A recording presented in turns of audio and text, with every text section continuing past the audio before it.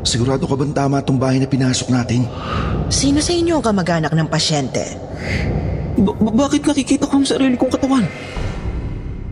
Comatose.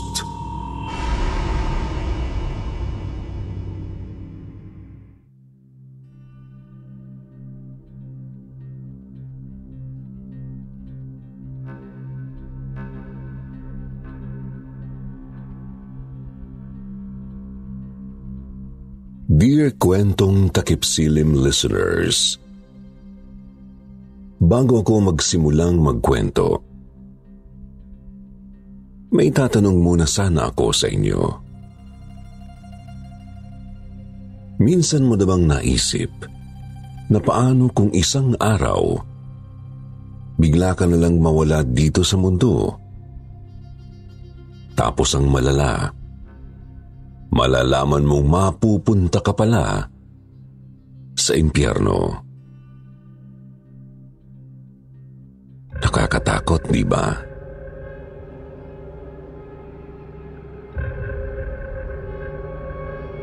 Itago niyo na lang ako sa pangalang Samuel.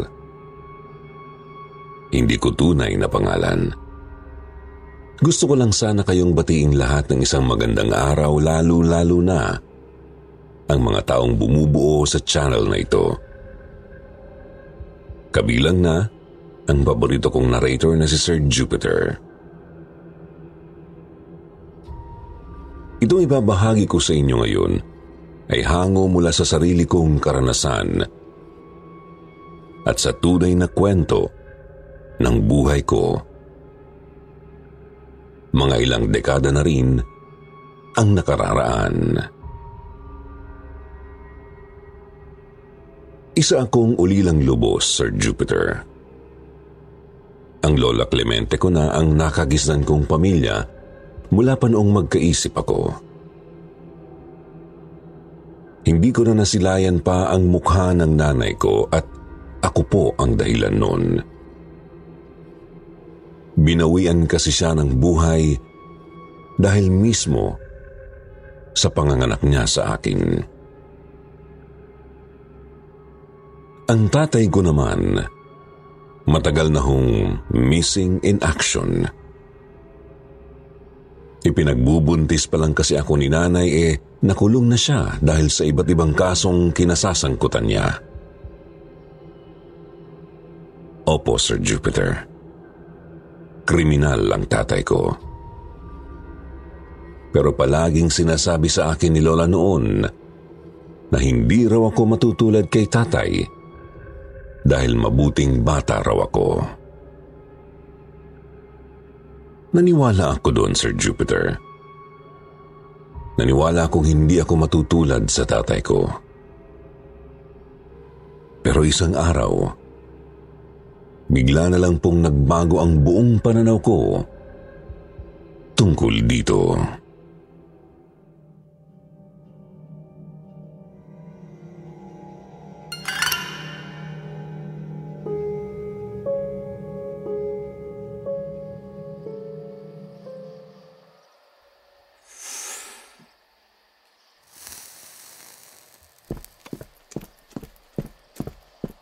Ay, Samuel!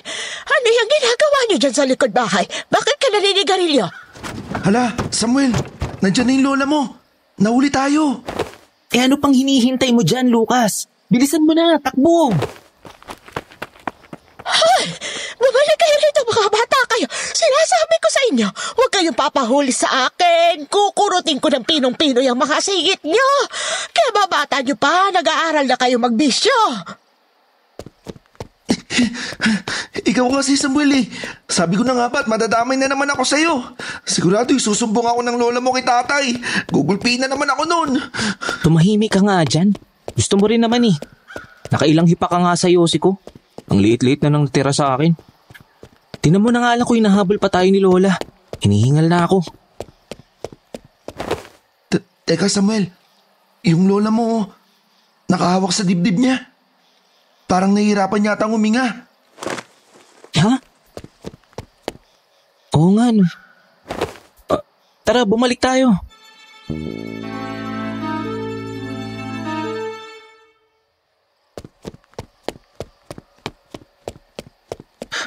Lola, ano pong nararamdaman nyo? Inaatake ako ng hika ko. Kukunin mo yung gamot. Bilisan mo. Hindi ako makahinga, Samuel. Sandali lang po, Lola. Samuel, bilisan mo! Nangingitim na si Aling Clemente! Aling Clemente! Teka lang hinahanap lang ni Samuel yung... Aling Clemente? Ano nangyayari sa inyo? Aling Clemente! Lola, eto na po yung gamot. Lola?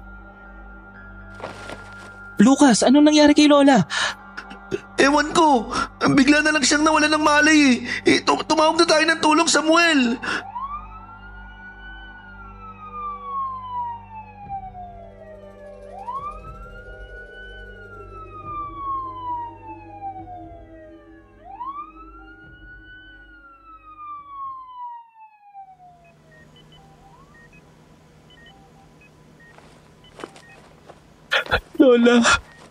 Lola, please, lumaban ka. Sorry po. Huwag mo po akong iiwan, Lola. Lord, please, pagalingin niyo po si Lola. Hindi na po ako uulit sa kalokohan ko. Nakikiusap po sa inyo. Samuel, huwag ka nang umiyak. Nandito lang ako. Mga iho, sino sa inyo ang kamag-anak ng pasyente?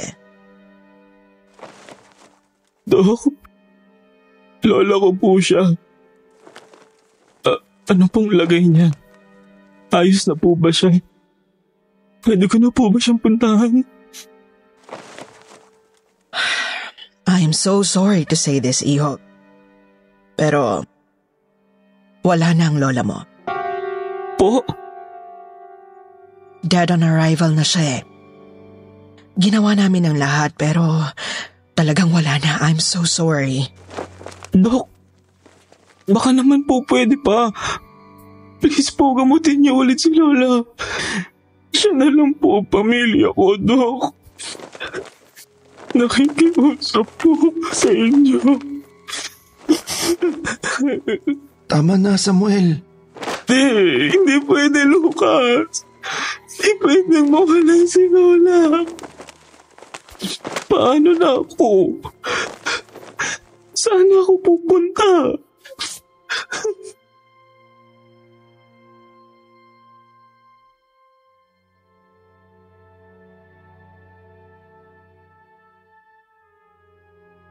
Hindi ba?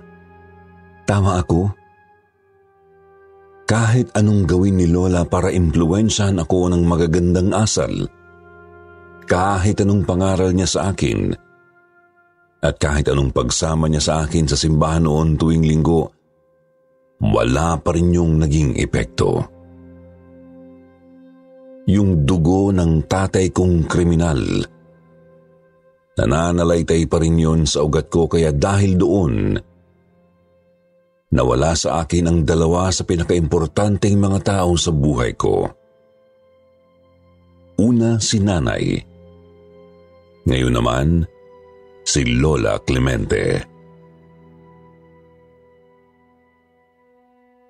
Simula noon, Sir Jupiter, pakiramdam ko ay naging patapon na rin ang buhay ko.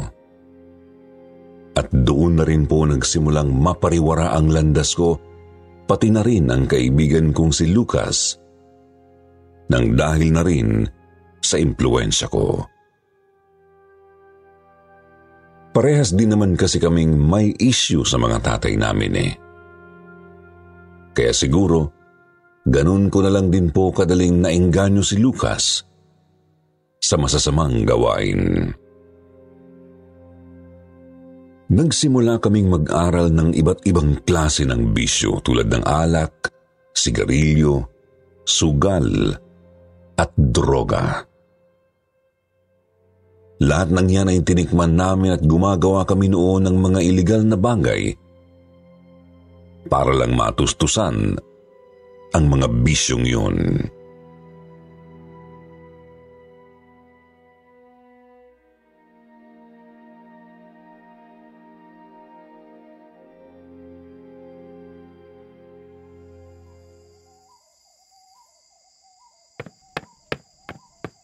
Hoy, parang Samuel, anong trip mo? Ikaw lang nakita akong akit bahay na nag-sign of the cross muna bago magnakaw. Gago.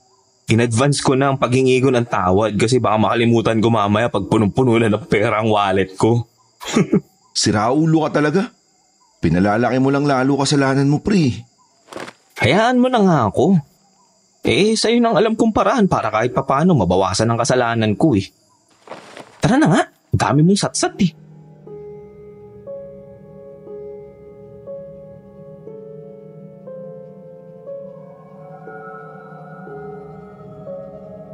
Pagnanakaw. Isa na yata yun sa pinakamadalas naming gawin ni Lucas kapag wala kaming pera, Sir Jupiter. 17 pa lang kami nun pareho. Pero kung kumilos kami ay daig pa namin ang mga professional lupin kung tawagin.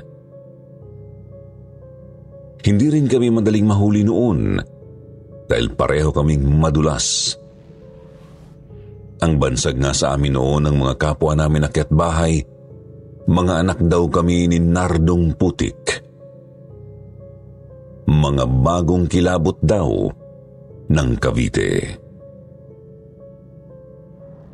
Siguro dahil doon, Sir Jupiter, kaya masyado kaming nakampante.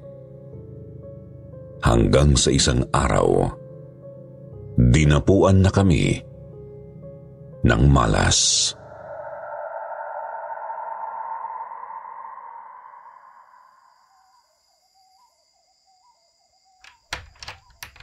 Pare, sigurado ka bang tama itong bahay na pinasok natin? Parang hindi naman to yung bahay na sinasabi kanina ni paring Anthony. Ito raw ba yung tiniktikan nila kahapon? Oo, ito na nga yun. Ba't ba ang dami mo na namang satsat? Tara na, pumasok na tayo. Tapos na ako magdasal. Pare, kasi nagtataka lang ako. Ang sabi ni paring Anton, sobrang daming lockdown ng bahay na tiniktikan nila. Dahil nasa bakasyon nga yung may-ari. Eto, parang iisa lang yata yung laki. Tignan mo yung mga bintana nakabukas. Ayaw mo nun? Hindi na tayo mahihirapan. Baka sinuswerte lang tayo ngayong gabi. Pare, parang hindi yata tayo sinuswerte. Mali nga yata tong bahay na pinasok natin. Tingnan mo tong mga litrato na kasabit sa padero. Di ba pulis to? Isa to sa naghahanap sa atin nung nakaraang linggo. Oh, ano? Teka. Oo nga. Lucas, bilisan mo. Kailangan makaalis na tayo dito kaagad. Sa tingin nyo ba makakalabas pa kayo ng buhay dito sa bahay ko? Pagkatapos nyo pumasok dito ng walang paalam? Napakamalas nyo naman. Sa dami ng bahay na papasukin nyo sa subdivisyong ito, bahay pa ng pulis ang napili niyong pagnakawan. Mga tanga! Bigla na lang lumabas mula doon sa madilim na parte yung pulis na may-ari ng bahay na pinasok namin, Sir Jupiter. Kitang-kita naming tinutukan niya kami ni Lucas ng baril. Dumagundong ng malakas ang dibdib ko at parang biglang nablangko ang utak ko. Kaya wala na ako noong ibang naisip, kundi ang tumakbo. Iniwan ko si Lucas sa loob. Pinabayaan ko siya. Tumakbo ko bigla palabas ng bahay, total ay ako ho ang pinakamalapit sa pintuan. Gusto kong iligtas ang sarili ko dahil bigla ho akong natakot.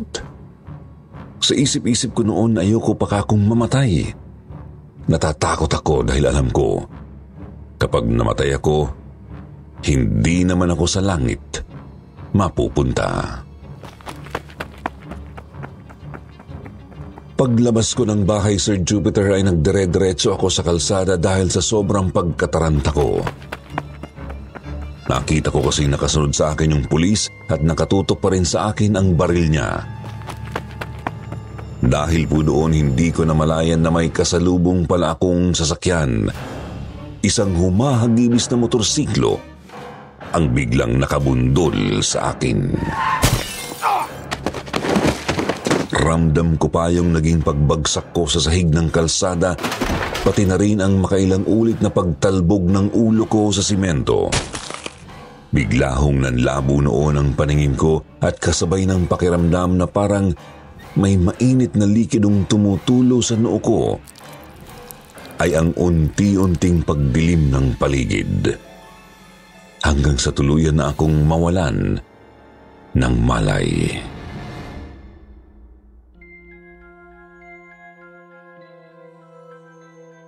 Nang muli ho akong nagising, hindi ko akalaing doon na pala magsisimula ang pinaka-weirdo at pinaka-nakakakilabot na karanasan ko.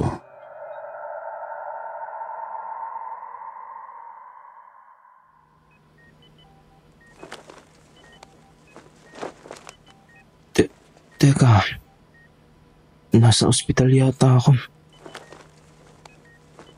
Ang dami naman yatang swerong nakakabit sa akin. Parang wala naman akong nararamdaman masakit na. Ang gaan nga ng pakiramdam ko eh. Nasaan na ba kasi yung mga nurse at doktor dito? Nurse? Dok? Bakit parang wala yatang tao rito? Hospital ba talaga to? Ang dilim naman ng paligid. Tapos parang tahimik pa. Ang weird. Ayun, buti na lang may dumaang nurse. Teka, kausapin ko nga. Ate, pwede po bang magtanong? Pwede ko po bang malaman kung sino ang nagdala sa akin dito sa ospital? Ay, bakit kaya bigla na namang lumamig dito sa paligid? Grabe na talaga mga nararamdaman ko rito sa ospital na to Kinikilabutan na ako. I-check ko na nga lang mga pasyente ko. Lo, suplada naman ito ni ate. Ko kaya ang pasyente dyan sa pinasukan mong kwarto. Nandito ako Sino check mo dyan?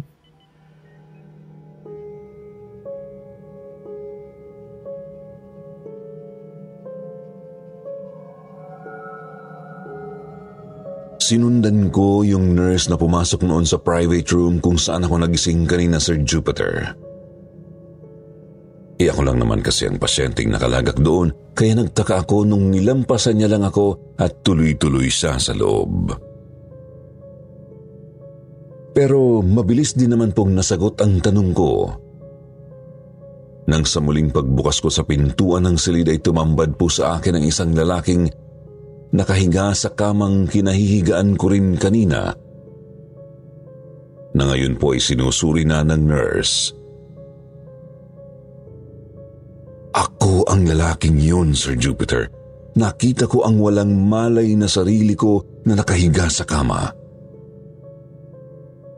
Nakabalot ng benda ang ulo ko habang napakaraming suwerong nakakabit sa iba't ibang parte ng katawan ko. Para akong lantang gulay na binubuhay na lang po noon ng makina.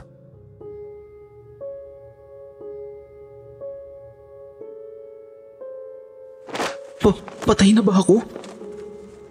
Pero, bakit nandito pa ako sa mundo? Bakit nakikita ko ang sarili kong katawan? Ano nangyayari sa akin?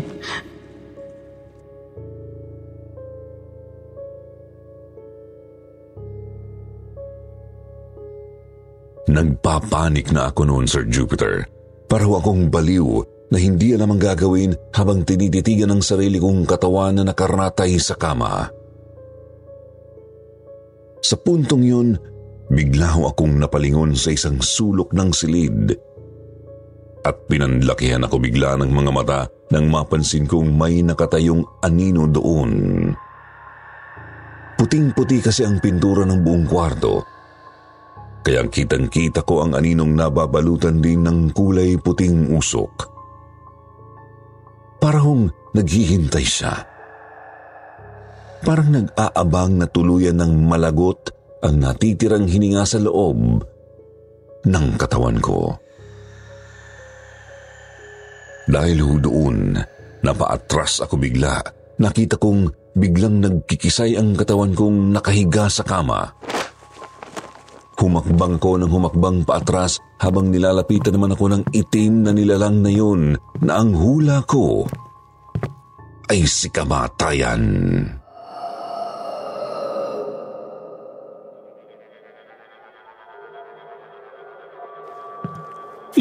Layuan mo ako! Lumayo ka sa akin! Huwag kang lalapit!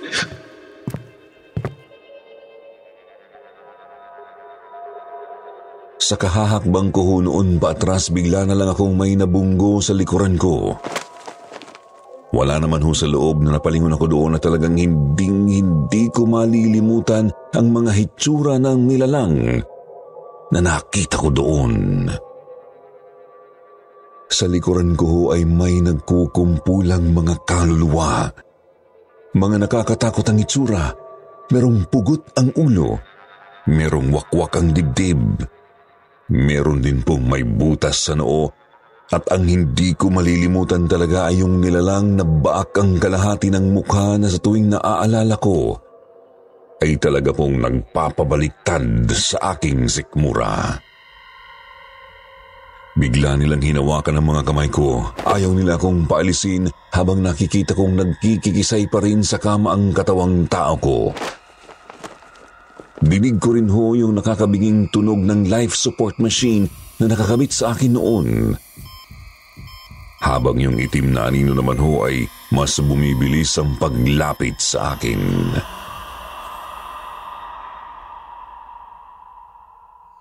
Oras na, Samuel. Oras na para sumama ka sa amin. Anong sumama? Saan niyo ako dadalhin? Bitiwan niyo ako, ayoko sumama sa inyo. Saan pa ba, Samuel? Saan ba dapat mapunta ang masasamang taong kagaya natin? Hindi ba sa impyerno? Diyos ko po, ayoko po sumama sa kanila.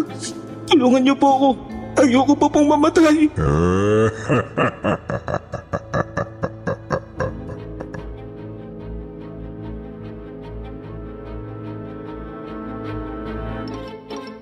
Sir Jupiter, yun na yata ang pinaka-nakakatakot na naranasan ko sa buong buhay ko.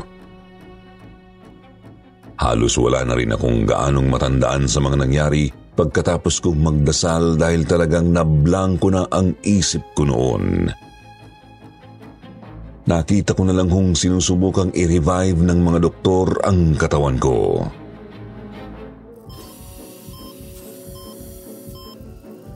Sumama ka sa amin, Samuel. Samahan mo kami sa impyerno. Doon nababagay ang mga katulad natin.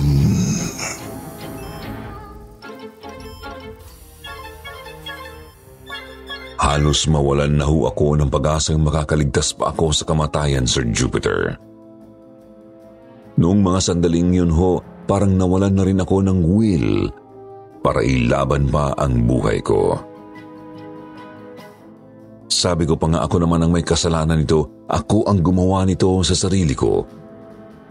Kaya dapat siguro, tanggapin ko na lang na dito talaga ako nakatadhanang mapunta. Handa na akong sumuko nun.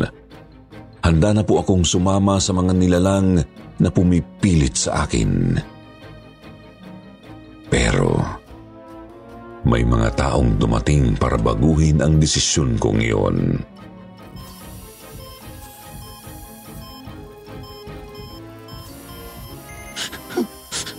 Parang Samuel, lumaban ka please. Huwag kang bibitiw. Ito nga palang taong nasa tabi ko, si Sir Winfredo. Siya yung pulis na may-ari ng bahay na nilooban natin kaya ka na-aksidente. Pero siya rin yung tumutulong sa atin para madugtungan pa ang buhay mo. Hindi siya galit sa atin, Samuel. Ang sabi niya, aampunin niya raw tayo. Kaya magpagaling ka, please. Samahan mo ako magbago.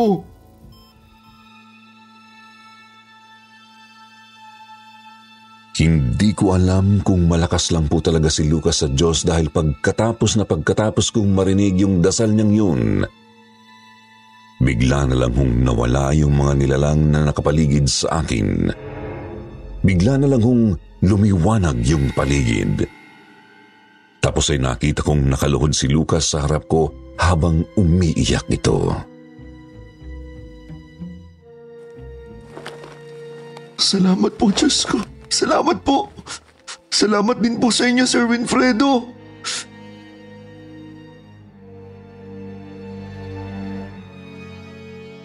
Naramdaman kong unti-unti akong nilalamon noon ng antok. Pagkatapos noon, wala na akong matandaan.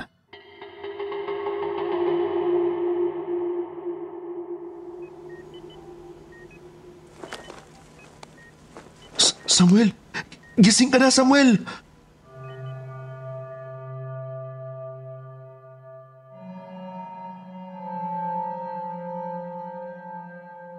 Namulatan ko si Lucas na agad pong nataranta nang makitang sa wakas ay gising na ulit ako. Agad siyang tumawag ng nurse at doktor para ipamalita ang lagay ko. Nakita ko rin si Sir Winfredo noon na nakangiti habang nakatitig sa akin. Bigla akong nakaramdam ng hiya.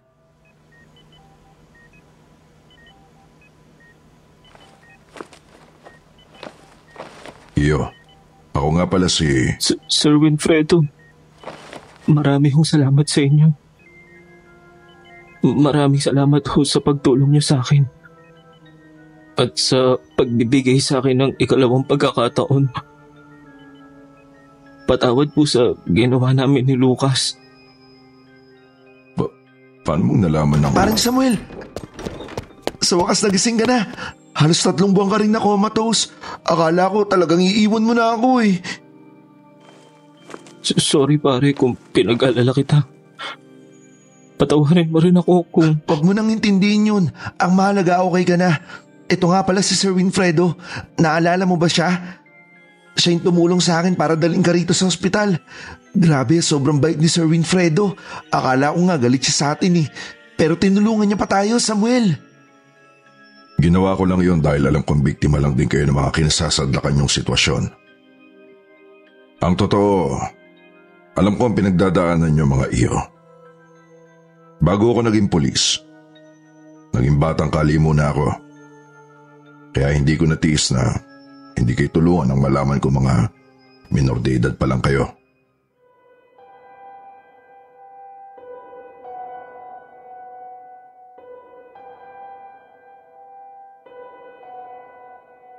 Si Sir Winfredo na po yata ang pinakamabuting taong nakilala namin sa buong buhay namin ni Lucas, Sir Jupiter.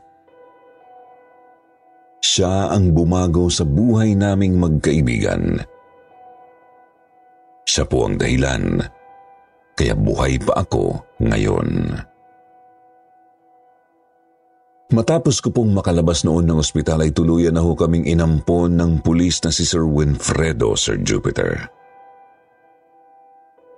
Pinakain, binihisan, pinag-aral, binigyan ng masisilungan, at ipinaranas sa amin kung paano ba magkaroon ng pamilya. Utang namin ni Lucas sa kanya ang lahat. Nakakalungkot nga lang po at 2 years ago ay kinuha na rin sa amin si Tatay Winfredo. Ganun pa man, nagpapasalamat pa rin po ako at dumating siya sa buhay namin ni Lucas. Kaya nga po pareho rin naming sinundan ang yapak ni Tatay Winfredo. Bilang mga pulis, nadala-dala pa rin ang kanyang apelyido. Naniniwala po ako na ang nangyari sa akin ng mga panahong na comatose ako ay isang paraan para makita ko ang totoong halaga ng buhay. Alam kong binigyan po ako ng Diyos ng pangalawang pagkakataon para itama ang mga pagkakamali ko. At ang pagiging pulis na lumalaban sa krimen ang naging paraan ko para gawin yon. Sana po ay nagustuhan niyo at may natutunan kayo sa kwento kong ito. Kahit papaano hindi man ito katulad ng mga tipikal na kwentong napapakinggan ninyo. Para sa akin kasi, wala nang ibang mas nakakatakot pa sa isiping kapag tayo ay namatay na, hindi tayo sa langit mapupunta. Kasama ng mga anghel at ng Diyos na pinakamakapangyarihan sa lahat, kundi sa impyerno. Kasama ang mga demonyo na magpapahirap sa kaluluwa natin ng walang katapusan. Hanggang dito na lang po, Samuel.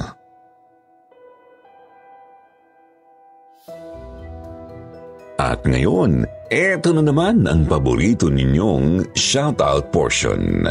Shoutout po kay Mary Ann Calma, Angelica Gacosta, Gia Jen Santiago, JP Pondales, Aiza Lejano, hi din kay Colette Chanel, RJ Works Mendez, Smarts Ion, Jepoy Poy at Boy Payaso.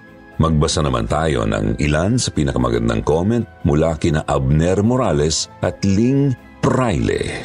Sabi ni Abner, pa-shoutout po Sir Jupiter, marami na po akong na-impluensyahan ng mga katropa at kaanak ko, pakikinig po sa inyo. Yung mga kamag-anak ko sa Batangas at mga kawork ko dito sa Meralco, Cavite. Salamat po. Sabi naman ni Ling Praile, salamat po sa upload from Hong Kong. Inaabangan ko po kayo lagi pag tanghali at sityo sa gabi habang naghuhugas. Sa mga hindi po nabanggit, sa susunod na lang po ha. Huwag niyo pong kalimutang mag-reply sa ating shoutout box na nasa comment section para ma-shoutout ang inyong mga pangalan. Muli po mula sa bumubuo ng kwentong takip silim, ito po ang inyong lingkod, Jupiter, nagpapasalamat.